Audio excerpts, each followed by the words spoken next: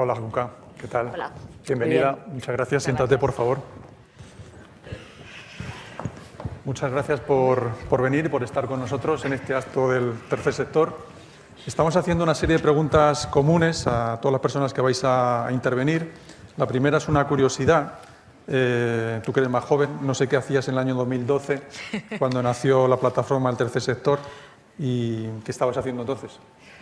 Bueno, pues no era tan joven en aquel momento, aunque en el año 2012 yo acababa de ser elegida alcaldesa de la ciudad de Logroño, con lo cual estaba al frente de una administración local y aparte, pues en el ámbito de las responsabilidades públicas también estaba en la Junta de Gobierno de la Federación Española de Municipios y Provincias. Muy bien. Hacemos la misma pregunta a todos, que es una característica de cómo consideras que la plataforma se encuentra en este momento, si la etapa de la infancia, la adolescencia o la madurez. Pues yo creo que la plataforma, y estamos hablando de apenas, ya 7 años, 7 años de vida, frente a lo que pudiera parecer, yo creo que ya está en una etapa muy madura, que con muchos retos por delante, y digo que es ya una etapa madura, porque creo que hemos conseguido entre todos dotarla de los instrumentos necesarios para poder afrontar los retos en muy poco tiempo.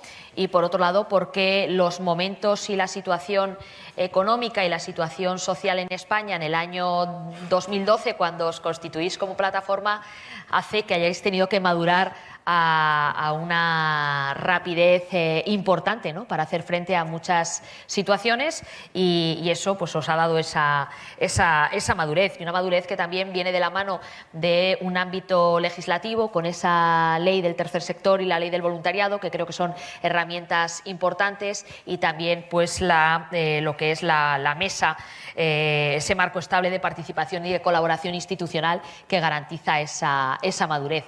Y más allá del marco legislativo y ese instrumento de la mesa sectorial, del tercer sector, creo que sin duda alguna esa madurez la da quienes fuisteis en su momento las organizaciones fundadoras de la plataforma del tercer sector, que estáis la gran mayoría aquí hoy representadas. No faltaba nadie de los que tenían que estar en aquel momento para que fuera un instrumento con capacidad de transformar la sociedad y actuar como una palanca de cambio, y aparte con esa capacidad de ir integrando e incorporando al resto del tercer sector, ¿no? Tú eres la vicesecretaria de Política Social y presidenta del PP de Logroño. Hoy se presentaba, creo que el programa electoral del PP, creo que en Barcelona. ¿Cuál sería en vuestro programa electoral, el papel que debía tener el tercer sector en la sociedad? Bueno, se está presentando, todavía no se ha presentado, se presenta en apenas damos la primicia. 10 minutos, una cosa así, pero estamos en disposición de poder avanzar algunas de las cuestiones que creo que son fundamentales. En estos últimos años, creo que a nosotros, en este caso al Partido Popular, los hechos demuestran también cuál es el papel que consideramos que tiene que tener el tercer sector. Y tiene que tener un papel protagonista y un papel de el colaborador necesario con las instituciones, con las administraciones públicas, tanto en el ámbito del Estado, de las comunidades autónomas, como en el ámbito local, para conseguir los objetivos que como sociedad tenemos. Como decía, se ha dotado de esos instrumentos jurídicos, esas leyes que han sido importantísimas, y esa mesa sectorial del tercer sector, pero que es a nivel nacional. ¿Cuál es el papel que tiene que tener en la nueva etapa? Y nosotros así lo planteamos en los programas electorales, el de ese colaborador que esté presente en el diseño de todas las políticas públicas que afecten al tercer sector en sentido amplio, ¿no? Porque hablamos de muchísimas ONGs, hablamos de 2 millones de personas, de más de 600.000 trabajadores y de más de 1.300.000 voluntarios, que es lo que se aglutina en torno a la plataforma del tercer sector. Por ello, tiene que ser ese interlocutor único que facilita los grandes acuerdos que son necesarios para avanzar, ¿no? Y la plataforma tiene que tener ese elemento. Nosotros lo que planteamos, y así lo recogemos en el programa electoral, es el que esas mesas de diálogo del tercer sector de acción social que ya existe a nivel nacional, lo traslademos también a nivel autonómico y a nivel local. Nos preocupa, como os preocupan a todos vosotros, la estabilidad de la financiación de las organizaciones del tercer sector. Antes esta es una pregunta yo creo que fundamental, y ahí es también necesario, porque todos sabemos los problemas que han existido por cuestión de competencias, y eso solo lo podemos superar si somos capaces de llegar a un gran acuerdo en el que las distintas administraciones alcancemos el consenso para ese modelo de estabilidad en la financiación del tercer sector. Y eso solo lo podremos conseguir si se afronta desde esas mesas de diálogo donde el tercer sector lo lidera con los responsables políticos. Yo creo que esas son algunas de las cuestiones que son importantes. Dentro del programa electoral también incluimos la necesidad de aprobar una ley básica de servicios sociales de ámbito nacional para garantizar algo que es fundamental y que vosotros defendéis, y es la igualdad de los españoles independientemente de dónde vivan. Las organizaciones que aglutináis la plataforma sois organizaciones nacionales y organizaciones que defendéis esa igualdad, y nosotros lo que planteamos es trasladarlo al ámbito legislativo y darle ese carácter de garantía a través de esa ley. Y también importante es desarrollar algunas estrategias que en estos momentos en distintos planteamientos ya hemos avanzado conjuntamente, ¿no? La necesidad de una estrategia de las personas sin hogar, poner en marcha también una estrategia nacional de lucha contra la pobreza y la exclusión social, y algunas otras cuestiones en las que es necesario seguir avanzando, como puede ser el reglamento de ejecución de la ley de voluntariado, que ya está aprobada, y una nueva estrategia también a nivel de país del voluntariado para todos, ¿no? Y otra de las propuestas que también hoy vamos a presentar y que forma parte del programa electoral en el Día Internacional del Pueblo Gitano, que es hoy, y aprovecho también para reivindicarlo y celebrarlo. Aparte nos acompaña una persona que va a asumir responsabilidades políticas que proviene del colectivo gitano, pues la necesidad de renovar la Estrategia Nacional para la Inclusión Social de la población gitana, que tiene en estos momentos un horizonte temporal hasta el año 2020 y que, por tanto, tenemos que ya empezar a plantear la continuación de esos planes. En ese modelo de financiación estable, le preguntaba antes a la ministra por el impuesto de sociedades, por la parte social del impuesto de sociedades, que aprobó un gobierno del PP, pero que este año todavía no se ha puesto en vigor, todavía no entra en vigor. Estamos ya avanzados el mes de abril del año 19. Si llegan al Gobierno, ¿lo pondrán en vigor? ¿Lo aplicarán realmente? Lo aplicaremos porque para eso lo aprobamos, ¿no? Para que entrara en vigor, y sobre todo porque creo que los últimos... la sociedad española tiene que sentirse orgullosa, creo que nos tenemos que sentir orgullosos en lo que hemos conseguido, que no significa conformarnos, ¿no? Pero sí tener confianza en nosotros mismos de los pasos que hemos dado. Y cuando hablamos del tercer sector, yo por lo menos así lo vivo en el día a día, la responsabilidad social corporativa, que es implicar al tejido empresarial y al tejido social en sentido amplio, en la importancia de avanzar en las causas sociales, que eso nos convierte a todos en mucho mejores y hace que todo tenga sentido, porque tiene todo una finalidad social, y la actividad económica tiene una finalidad social en sí misma, crear empleo, pero crear avance. Y aparte, cuando se busca revertir a la sociedad en responsabilidad social corporativa, es necesario también dotarlo de ciertos instrumentos fiscales que la promuevan, la incentiven y que sobre todo completen esa implicación y ese compromiso que con la sociedad tenemos que tener todos en el ámbito en el que estemos, ¿no? Por tanto, esas deducciones fiscales en el impuesto de sociedades son necesarias y nos comprometemos, como no puede ser de otra manera, a ponerlas en marcha del mismo modo que las aprobamos en su momento. Estamos hablando de derechos sociales, y el sector le pregunta si puede subirse un escalón, si puede exigirse al Estado ese cumplimiento y aplicarlo con la propia Constitución, ¿no? Bueno, yo creo que ese es un debate bastante profundo, ¿no? Parece que, y yo creo que no... La Constitución tiene que ser ese instrumento de convivencia y de concordia entre todos los españoles.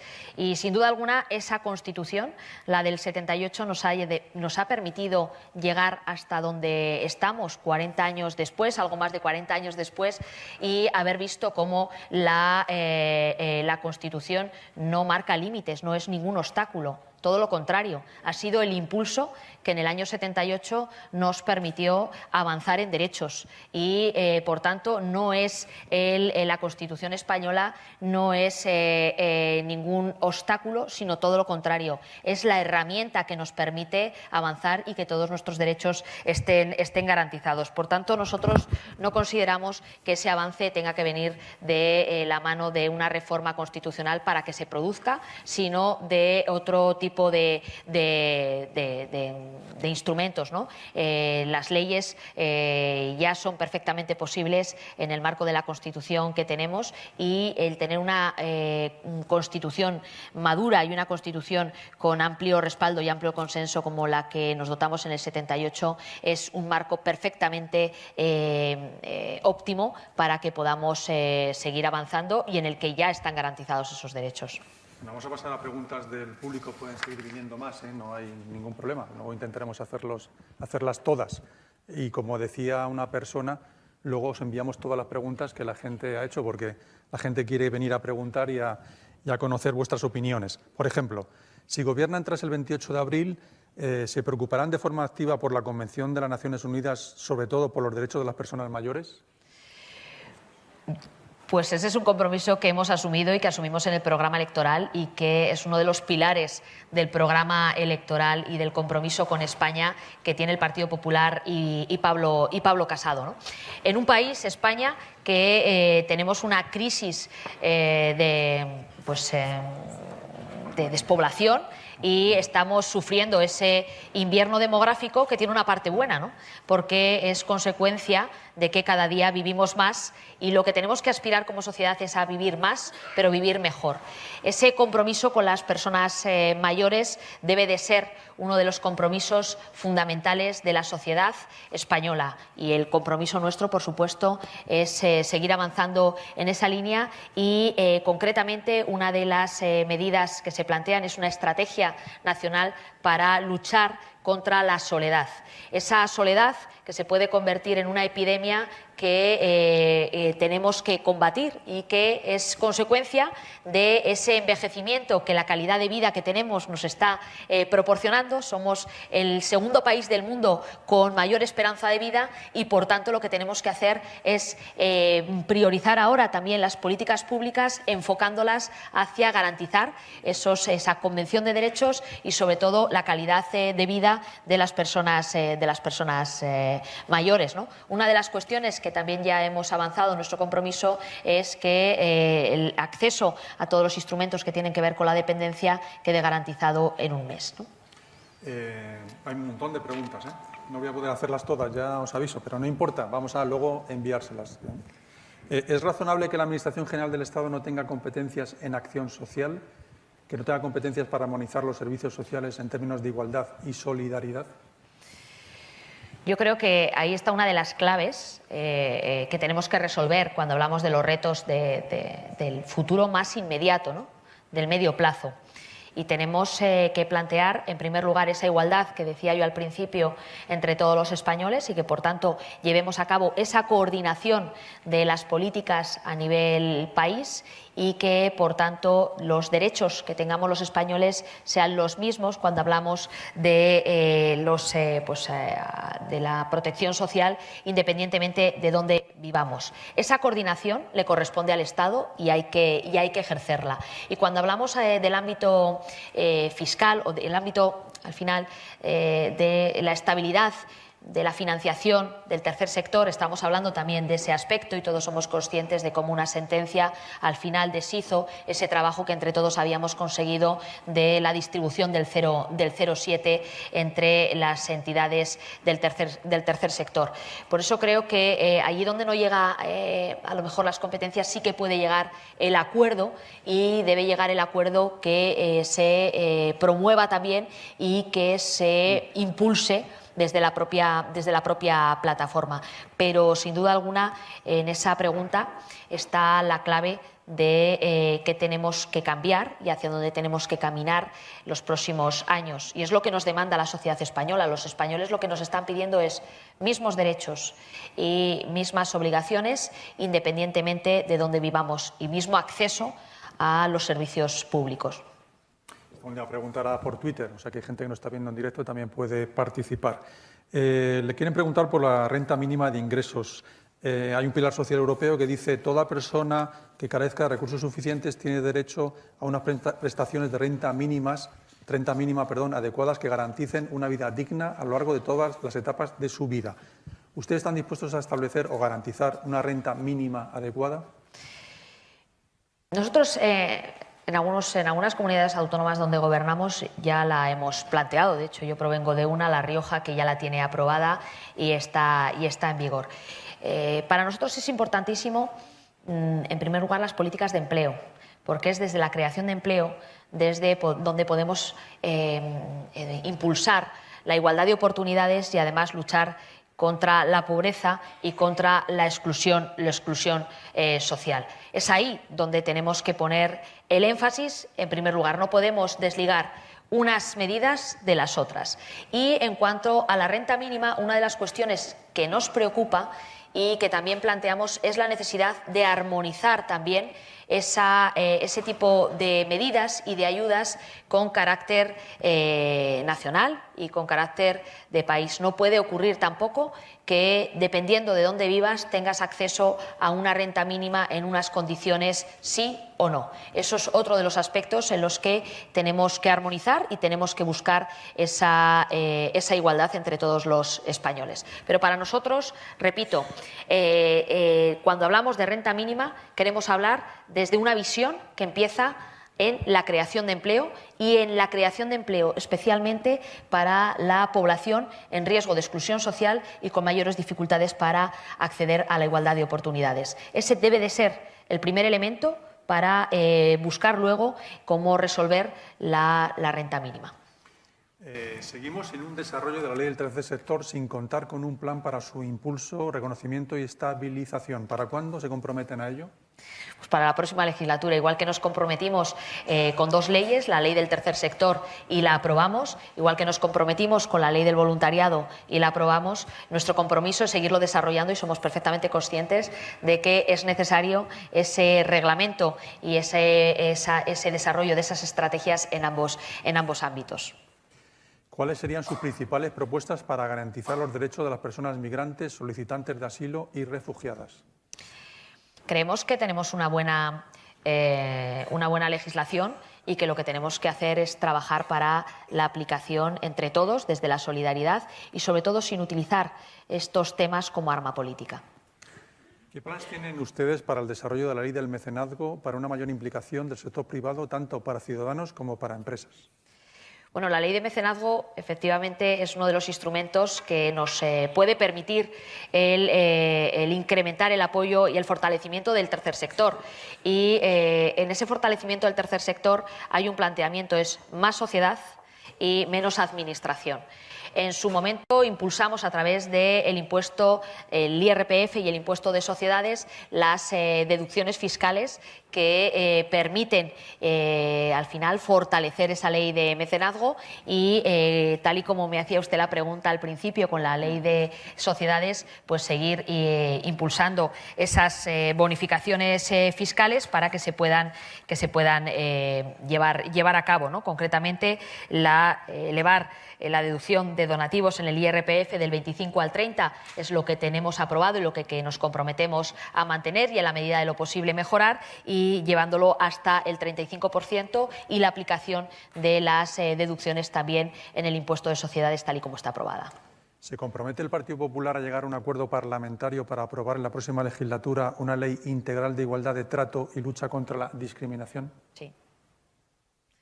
Nos hemos comprometido y además mantenemos ese compromiso, forma parte de nuestras políticas, y para nosotros la protección de las personas es el pilar fundamental de una sociedad española madura y una sociedad española democrática y libre.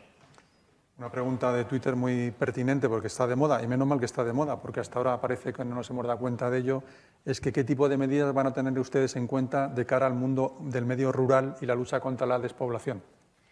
Pues está muy de moda y yo me alegro muchísimo de que esté muy de moda, ¿no? A lo mejor porque provengo de una comunidad pequeña en donde la gran mayoría de los municipios son pequeños, tienen menos de 100 habitantes, aunque también es cierto que en la realidad de mi comunidad no hay tanta dispersión como ocurre en otras regiones, como puede ser Castilla y León o como puede ser Galicia. Yo creo que este es uno de los retos que tiene la sociedad española para la próxima década, y si no lo afrontamos será tarde.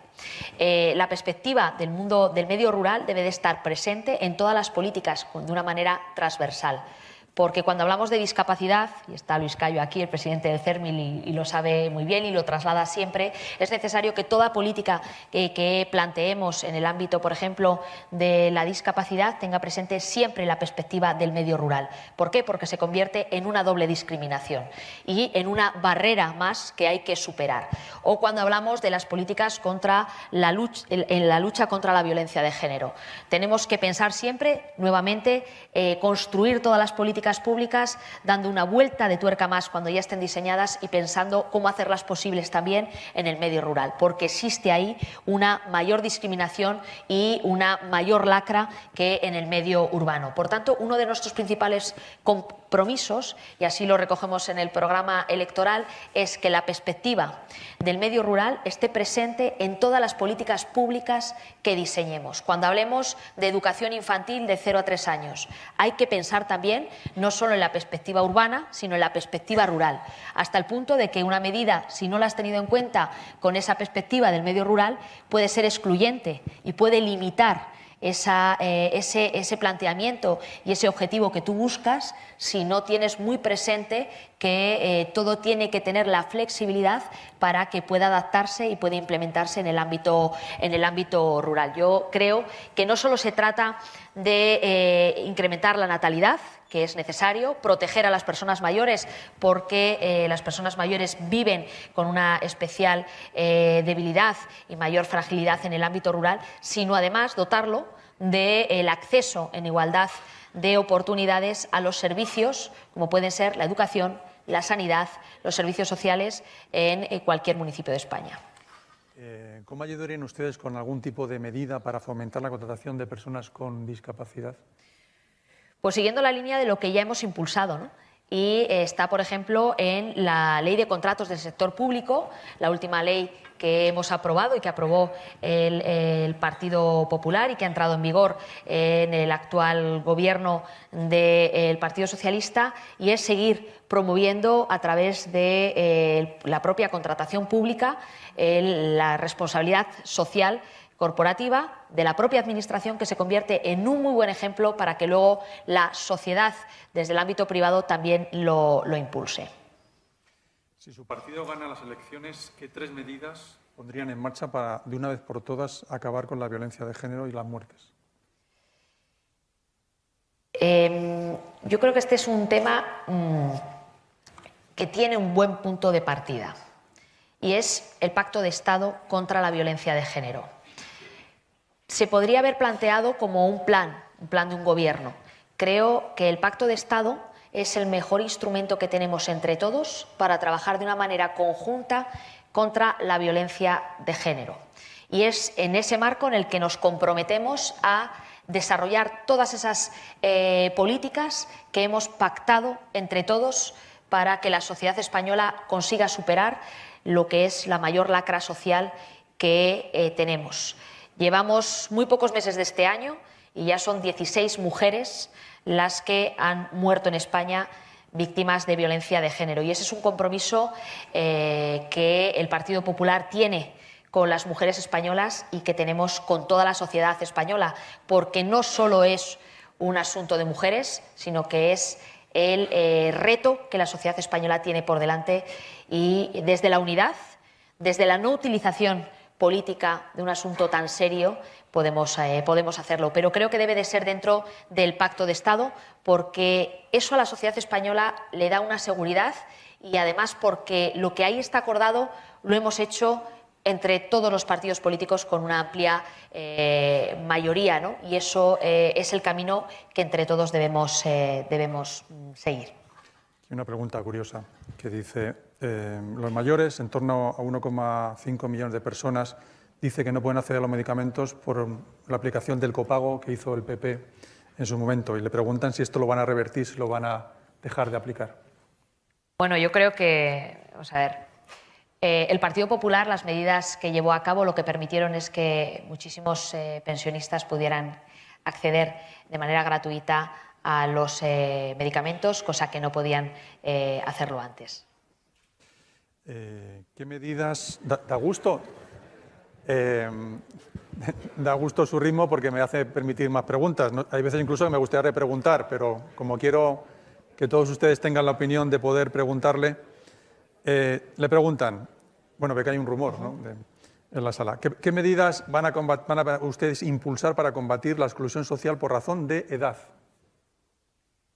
Pues volvemos nuevamente, cuando hablamos de la exclusión, volvemos a la estrategia que tiene que tener España para promover un envejecimiento activo de las personas mayores, ¿no? Y está esa estrategia de Estado que queremos promover, para luchar contra la soledad. Y ese es uno de los elementos fundamentales, y se convertirá en ese instrumento que garantice que no se produzca esa exclusión social, ¿no? ¿Cuáles serán los compromisos del Partido Popular para aterrizar en la vida de las personas, teniendo en cuenta la trata de las personas humanas? Perdón, es que hay veces que no se entiende bien la letra. Repito. ¿Cuáles son los compromisos del Partido Popular para evitar la trata de personas humanas y que en contra de los derechos humanos? Hay una ley que en estos momentos hay un acuerdo, además, y un pacto entre todas las fuerzas políticas para la lucha contra la trata y para la lucha contra la prostitución, y ese es un camino que es ineludible y además es una prioridad para conseguir que eso no ocurra, ¿no? Tenemos un gran país, y lo que tenemos que conseguir entre todos es que en España no se produzca trata y además no se explote ni que las mafias puedan actuar al final apropiándose de la vida de la gente, ¿no? Bueno, estamos ya terminando. Me recuerdan que por fuera de aquí pueden participar, o desde aquí también, pueden participar bajo el hashtag Derechos Sociales 28A, tenerlo permanentemente en la mente por si queréis tuitear. Y aquí le preguntan, por ejemplo, dicen, ¿por qué nos hablan de empleo cuando hablamos de rentas? ¿Por qué nos enfrentamos a la precariedad laboral en la que vive algún tipo de personas que tienen trabajo? También, es decir, es que una cosa no excluye la otra. Yo creo que cuando hablamos de rentas, hablamos que efectivamente hay que dotar a las personas que no tienen recursos y en exclusión social de recursos económicos para que puedan salir de esa situación, pero no podemos olvidar que es el empleo el instrumento que permite alcanzar la igualdad de oportunidades, y lo que ponemos es también encima de la mesa, ¿no? Hay que enseñar también a pescar, como se suele decir, y en ese sentido, por eso siempre queremos hablar de las dos cuestiones, porque las dos cuestiones tienen que ir unidas, no solo una renta mínima, continua de inserción, sino también la necesidad de promover trabajo y puestos de trabajo para que las personas en riesgo de exclusión social accedan al empleo, que mejoremos todos, por supuesto, en un empleo de calidad y un empleo digno para no caer en la exclusión social. Evidentemente, la exclusión social se combate generando oportunidades económicas y oportunidades de empleo que impidan llegar hasta ahí, ¿no? Y sin olvidar que hay que proteger y dotar también de recursos a aquel al que lamentablemente pues cae al final en la exclusión social, ¿no? Y ya la última, le preguntan por el trato de las personas mayores en las residencias, que algunas reciben algún tipo de maltrato o incluso no son tratadas adecuadamente, y recuerda que hay muchas personas mayores que viven solas. ¿Qué tipo de medidas pueden tomar? Pues aparte de la estrategia de las que yo le hablaba, uno de los temas en los que también tenemos que trabajar como sociedad es la lucha contra los malos tratos a las personas mayores. Eso es una realidad que también ocurre y que, por tanto, tenemos que afrontarla con una estrategia y con un plan que nos permita luchar contra ellos y detectarlos como hemos sido capaces de detectar otro tipo de violencias y anticiparnos a ello. Eso necesita la coordinación entre cuerpos y fuerzas de seguridad del Estado, los protocolos, el trabajo conjunto entre los servicios sociales y las policías locales o la Policía Nacional o la Guardia Civil. Todo ese tipo de elementos tienen que formar parte de esos planes que nos permitan abordar una realidad en una sociedad que sus personas mayores las debemos proteger, porque al fin y al cabo una sociedad que cuida a los suyos y que cuida a sus mayores es una mejor sociedad, ¿no? Y sin duda alguna esa es la que queremos construir. Pues muchas gracias, Cuca. Suerte en el Congreso. Se estrenará si eres elegida, claro, en el Congreso y aquí la veremos en un próximo encuentro. Muchas gracias. Muchísimas gracias a ustedes y gracias por las preguntas.